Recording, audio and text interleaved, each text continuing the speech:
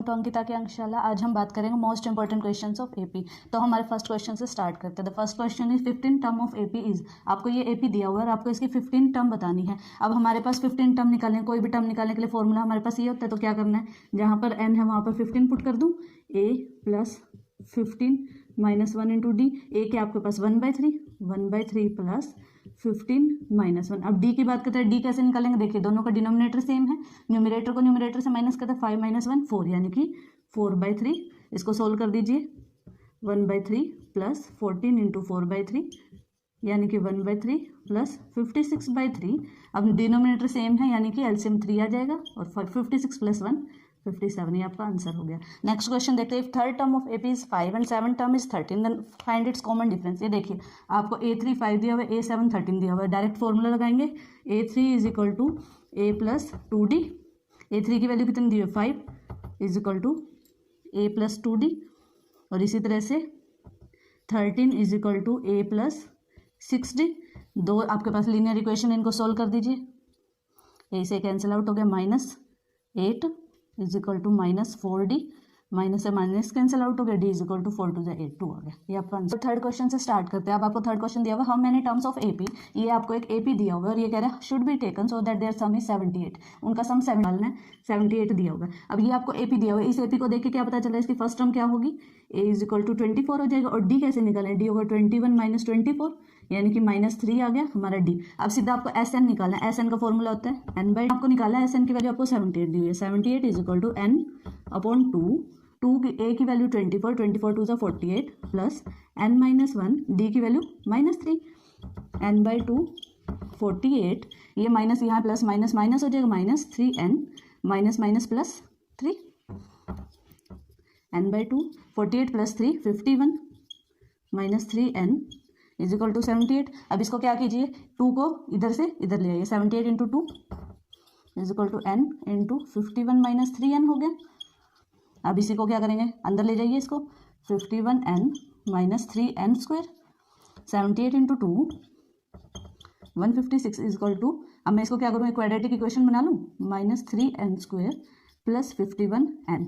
अब मैं क्या करती हूँ, इसको इधर ले जाती हूँ, ये हो गया -3n square plus 51n minus 156 is equal to 0 हो गया। ये आपकी क्वाड्रेटिक इक्वेशन बन गई। क्वाड्रेटिक इक्वेशन में आपको क्या करना है, n की वैल्यू सोल्व करनी है। अब एक चीज़ और देखिए, यहाँ पर देखिए 3 है ना, इस पूरी इक्वेशन को मैं क्या करती हूँ, -3 से डिवाइड कर देती हूँ। -3 से डिवाइड करते ही n स्क्वायर, माइनस वाला प्लस हो जाएगा, प्लस वाला माइनस, 3 से डिवाइड करेंगे, 3 1 3 3 7 21, ये माइनस है प्लस, 3 5 15 3 2 6। ये आपकी क्वाड्रेटिक इक्वेशन बन गई। इसको सोल्व कर लीजिए। इसके कितने सॉल्यूशन निकले हैं, 2। ये क्या बनेंगे इसके फैक्टर्स, n स्क्वायर माइनस की वैल्यू या तो 4 होगी या 13 होगी। इंपॉर्टेंट क्वेश्चन है, if the sum of first 7 terms of an AP is 49 and that of first 17 terms is 289, find the sum of first n terms. आपको क्या करना है, पहले सम ऑफ 7 टर्म्स लिख लीजिए। वो चीज़ें कीजिए जो जो इसने दी हुई है। पहले 7 टर्म्स का सम दिया हुआ है वही लिख लेते हैं, 7/2 2a 7 माइनस 1 60। अब 7 की वैल्यू कितनी दी हुई, 49 हो गया। अब इसी तरह से इसने सेकंड थिंग क्या दी हुई है, 17 टर्म्स की सम ऑफ 17 टर्म्स। ये आपकी 2 इक्वेशंस होगी, फर्स्ट सेकंड। अब इन 2 इक्वेशंस को क्या कर सकते हैं, आपके पास 2 लीनियर इक्वेशंस होगी। अब इनके लिए सबसे पहले आप क्या कीजिए, इसके डिनोमिनेटर में 2 है, इसको इधर ले जाइए, 289 मल्टीप्लाई 2, अब इसको 17 2a प्लस 16d। इसी तरह से इसको कीजिए, 49 into 2 divide by 7 2a plus 60 हो गया। अब इसको सोल्व करेंगे, 17 into 17 34 is equal to 2a plus 16d।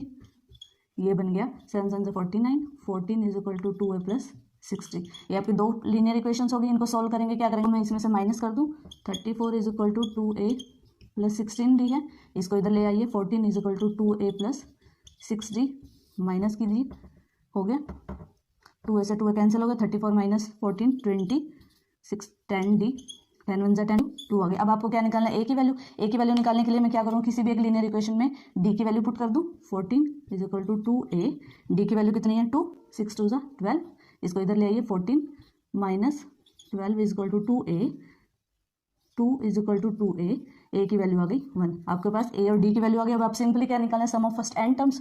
Formula लगाइए, एस एन, एन की जगह n ही रहेगा क्योंकि सम ऑफ n टर्म्स का निकालना है। ए की वैल्यू कितनी है 1 प्लस डी की वैल्यू कितनी है 2, n minus 1 into 2 2 plus 2n minus 2 2 से 2 कैंसिल आउट हो गया, n/2 into 2n n square, sum of n terms का आंसर आ गया n स्क्वायर। फिफ्थ क्वेश्चन क्या कह रहा है, check whether -150 is the term of this. आपको ये एक एपी दिया होगा और आपको ये बताना है कि -150 क्या इस एपी में एग्जिस्ट करता है, और अगर करता है तो किस नंबर पे एग्जिस्ट करता है। तो जब ऐसे क्वेश्चन होते हैं हम उनको मेथड ऑफ कॉन्ट्राडिक्शन से करते हैं। हम क्या करेंगे, मान लेते हैं कि ये 150 इस एपी का एक पार्ट है, इस एपी में लाई करता है और kth पोजीशन पे लाई करता है, kth पोजीशन पे -150 लाई करता है। इट मीन्स ए के इज इक्वल टू -150 होगा क्योंकि kth पोजीशन पे है। अब सॉल्व करते हैं, इस एपी की एक kth टर्म निकाल रहे हैं, 1 इंटू डी होगा। अब फर्स्ट टर्म क्या है 11 प्लस के हमें निकालना है, और डी कितना हो गया 8 - 11 - 3,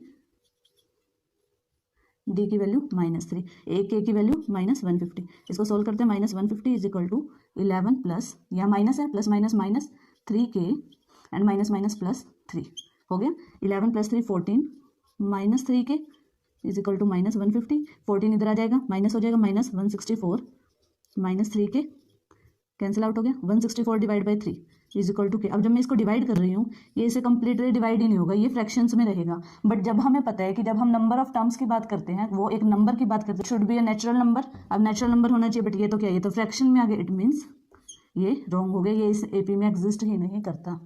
की बात करते हैं, how many multiples of 4 lies between 10 and 250। आपको क्या बताना है, 10 और 250 के बीच में 4 के कितने मल्टीपल्स एग्जिस्ट करते हैं। अब हम क्या करेंगे, हम एक एपी बना लें। एक एपी बनाने के लिए क्या करेंगे, 10 के बाद सबसे छोटा नंबर जो 4 से डिवाइड होगा 12, ये एपी स्टार्ट होगी 12 से। अब क्योंकि 4 के मल्टीपल हैं तो क्या होता चला, 4 ऐड होता चला जाएगा 20। सो ऑन लास्ट कहाँ तक जाएगा 250 है, 250 तो 4 से डिवाइड नहीं होता, कहाँ तक डिवाइड होगा 248 है जो 4 से डिवाइड हो जाएगा। ये हमारी एपी बन गई। अब इसके बाद इस एपी की फर्स्ट टर्म क्या है 12, और इस एपी का कॉमन डिफरेंस क्या है 16 - 12 4। अब ये कह रहे हैं नंबर के लिए, यानी कि A N is equal to A plus n - 1 into D, ये होता है हमारे पास। अब ए एन लास्ट टर्म क्या है 248 इज इक्वल टू ए की वैल्यू 12 प्लस n हमें निकालना है, और डी कितना है 4, सबकी वैल्यूज पुट कर दी।